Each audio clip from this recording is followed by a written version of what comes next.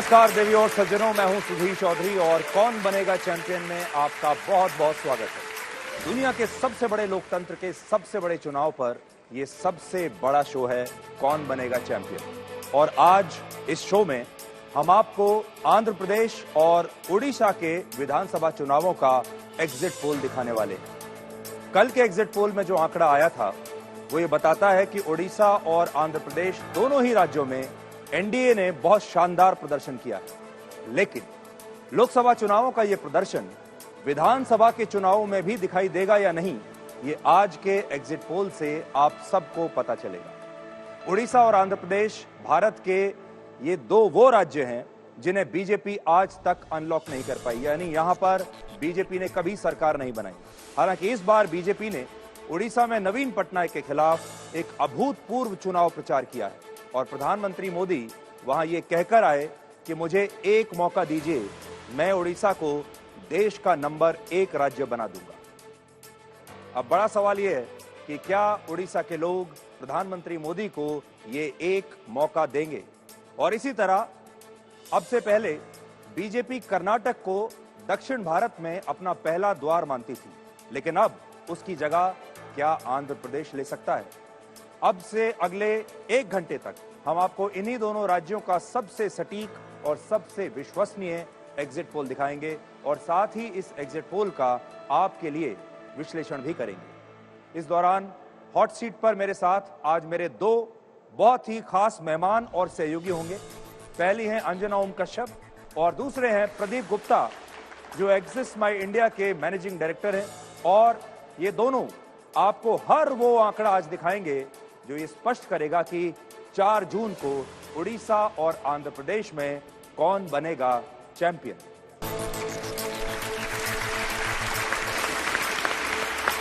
बहुत बहुत स्वागत है अंजना। प्रदीप जी, आपका बहुत स्वागत है, आइए।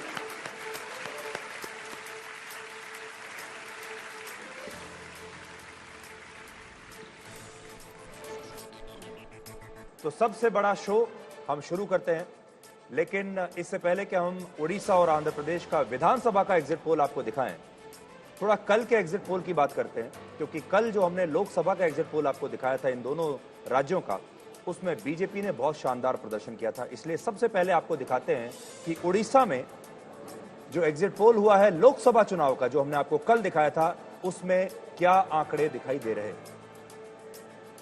देखिए, तो ये नंबर्स आपके सामने हैं। हम आपको बता दें, एनडीए को 18 से 20 सीटें आती हुई दिखाई दे रही हैं और इंडिया को 1। कुल मिलाकर जो परिस्थिति लोकसभा चुनाव में है वो ये इशारा कर रही है कि चाहे पश्चिम बंगाल हो, ओडिशा हो, ऐसे राज्यों में भारतीय जनता पार्टी कमाल कर रही है। मिस्टर प्रदीप गुप्ता, आपके अनुमान के मुताबिक मतलब बीजेडी के लिए क्या बचा फिर? नहीं, देखिए, जैसे आपने बताया, आंध्र प्रदेश, तेलंगाना और बंगाल और उड़ीसा, ये जोड़ी स्टेट है, इनको हम जोड़ी स्टेट कहते हैं। तो उड़ीसा में भी वही तस्वीर नजर आ रही है, बंगाल से भी बड़ी, क्योंकि 5 लगातार 25 सालों से बीजू जनता दल की सरकार है यहाँ पे, नवीन पटनायक जी की, जो 2 मोदी वेव 14 और 19 में भी स्थापित थी। और ये देखिए मिस्टर गुप्ता, ये बता रहा है कि 0 to 2 पर अगर बीजेडी सिमट रही है तो ये अपने आप में एक बहुत बड़ा इशारा है। अगर आप बीजू जनता दल और भारतीय जनता पार्टी के रिश्तों को देखें तो 2009 के पहले ये रिश्ता टूटा था और 2009 के पहले ये रिश्ता टूटा था कांधमाल की हिंसा के बाद, और जिसके बाद से ही दोनों अलग अलग चुनाव लड़ रहे थे। लेकिन अगर आज बीजेपी ऐसी स्थिति में आ गई है कि वो सारी सीटें छीनती हुई दिखाई दे रही है और बीजू जनता दल, पटनायक लेगेसी वहां चलती है। उससे पहले बीजू पटनायक थे, वो लगभग 6-7 साल सीएम रहे थे वहां कर। उसके बाद नवीन पटनायक पर आते आते, जो कि 24 साल से लगातार वहां पर सीएम है। ऐसे में दूसरे सबसे लंबे वक्त तक सीएम बने रहने का रिकॉर्ड है नवीन पटनायक के पास। वो शख्स अगर 0 से 2 सीटों पर सिमट रहा है तो ये एक नई कहानी ओडिशा की जनता लिख रही है।